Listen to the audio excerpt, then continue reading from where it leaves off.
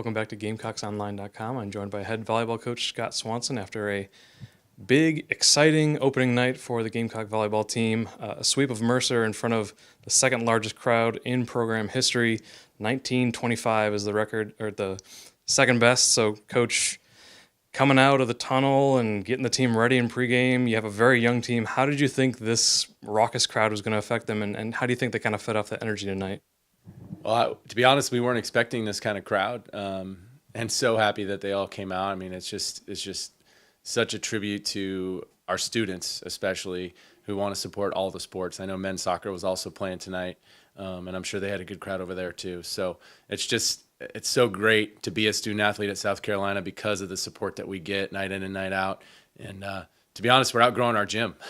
We probably turned some people away. They were standing room only, and not a lot of seats anywhere to be found. So it was pretty cool. I thought our kids handled it very well. We obviously had some freshman moments, but we also had some freshmen step up really big, and they kind of thrived on that environment. Let's talk about one freshman in particular, Mikayla Robinson. I think she hit about 850, led the team in kills. I think it was about 12 or 13 kills total for the night. Just unstoppable at the net. I think her only error was not really anything she could do about it. So for her to come out there and kind of see the bright lights and the record crowds and kind of all that energy and still come up with that kind of performance, that really says a lot about her natural talent.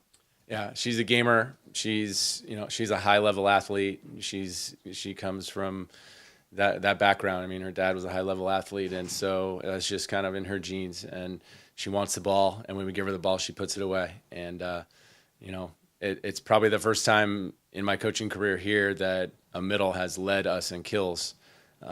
Middle had more than any of our pin hitters tonight in 3 sets. So, four kills a game in 3 sets. That's pretty big time. That's really good.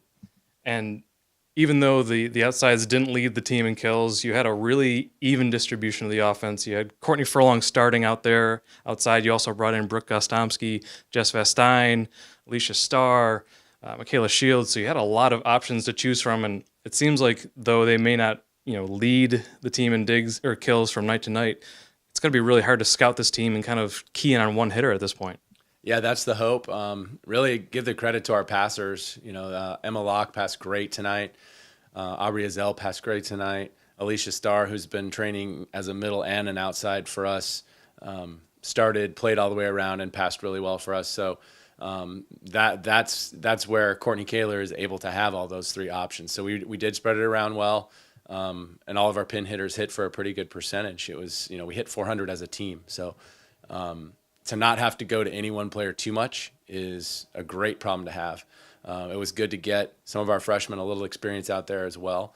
And Brooke Gostomski came in and did unbelievably. She 5 kills, 1 error, passed some balls, dug some balls, served really tough, and came up clutch with some really big swings for us tonight.